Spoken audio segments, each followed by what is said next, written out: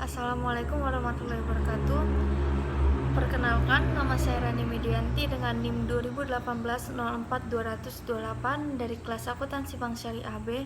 Di sini saya akan menjelaskan tentang penggunaan transaksi salam dan salam paralel. Yang pertama, definisi dari penggunaan transaksi salam atau bayya salam merupakan pembelian barang yang pembayarannya dilunasi di muka, sedangkan penyerahan barangnya dilakukan di kemudian hari. Nah, akad salam ini digunakan untuk memfasilitasi pembelian suatu barang. Nah, barang ini biasanya barang-barang hasil pertanian yang memerlukan waktu untuk memproduksinya. Sedangkan definisi dari salam paralel merupakan jual beli barang yang melibatkan dua transaksi salam sekaligus. Transaksi salam pertama dilakukan antara nasabah dengan bank, sedangkan transaksi salam kedua dilakukan antara bank dengan pemasok atau petani. Ada pula ketentuan syar'i transaksi salam dan salam paralel. Landasan syar'i diperbolehkan transaksi salam adalah sebagaimana disebutkan dalam hadis Nabi Muhammad SAW riwayat Ibnu Abbas yang berbunyi, barang siapa yang melakukan salaf atau salam, hendaknya ia melakukan dengan takaran yang jelas dan timbangan yang jelas pula untuk jangka waktu yang diketahui. Ketentuan syar'i transaksi salam juga diatur dalam Fatwa DSN nomor 5-DSN-MUI-4 Romawi-2000 tentang jual beli salam. Fatwa tersebut mengatur tentang ketentuan pembayaran barang, salam paralel, waktu penyerahan, dan syarat pembatalan kontrak. Ada pula rukun transaksi salam. Yang pertama, transaktor, yakni pembeli atau musalam, dan penjual atau musalam ilaih.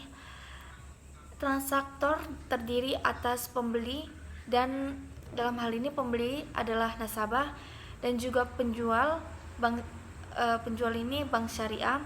Nah, kedua transaktor ini disyaratkan memiliki kompetensi berupa akil balik dan kemampuan memilih yang optimal, seperti tidak gila, tidak sedang dipaksa, dan lain sejenisnya. Adapun untuk transaksi dengan anak kecil dapat dilakukan dengan izin dari pantauan dari wali dari anak tersebut. Terkait dengan penjualan, Fatwa DSN mengharuskan agar penjualan menyerahkan barang tepat pada waktunya dengan kualitas dan jumlah yang telah disepakati di awal. Nah, penjual juga diperbolehkan menyerahkan barang lebih cepat dari waktu yang disepakati dengan syarat kualitas dan jumlah barang sesuai dengan kesepakatan, dan ia tidak boleh menuntut tambahan harga dari transaksi tersebut. Rukun yang kedua, ada objek akad salam berupa barang dan harga yang diperjualbelikan dalam transaksi salam sendiri. DSN dalam fatwanya menyatakan bahwa ada beberapa ketentuan yang harus dipenuhi oleh barang yang diperjualbelikan dalam transaksi salam. Ketentuannya antara lain sebagai berikut. Yang pertama, harus jelas ciri-ciri dan dapat diakui sebagai utang. Yang kedua, harus dijelaskan secara spesifiknya. Yang ketiga, penyerahannya dilakukan di kemudian hari. Yang keempat, waktu dan tempat penyerahan barang harus ditetapkan berdasarkan kesepakatan di awal. Yang kelima, pembeli tidak boleh menjual barang sebelum menerimanya. Yang terakhir, tidak boleh menukar barang kecuali dengan barang sejenis sesuai dengan kesepakatan. Rukun yang ketiga, ada ijab kabul yang menunjukkan pernyataan kehendak jual belian secara salam, baik berupa ucapan ataupun perbuatan. Ada pula rukun transaksi salam paralel. Berdasarkan Fatwa DSN nomor 5/2000 disebutkan bahwa akad salam kedua antara bank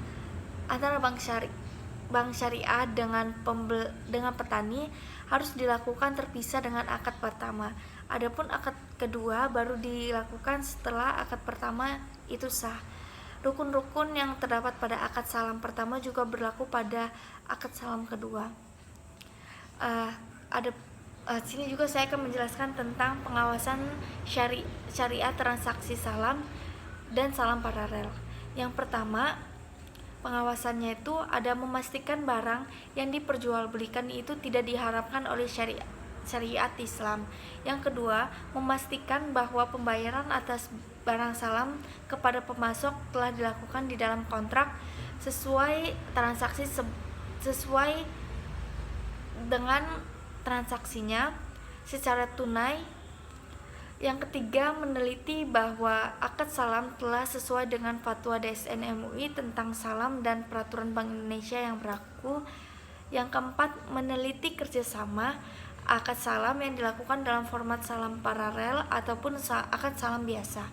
Yang terakhir, ada meneliti bahwa keuntungan bank syariah atas praktek salam paralel diperbolehkan dari selisih antara harga beli dari pemasok dengan harga jual kepada nasabah atau pembeli akhirnya.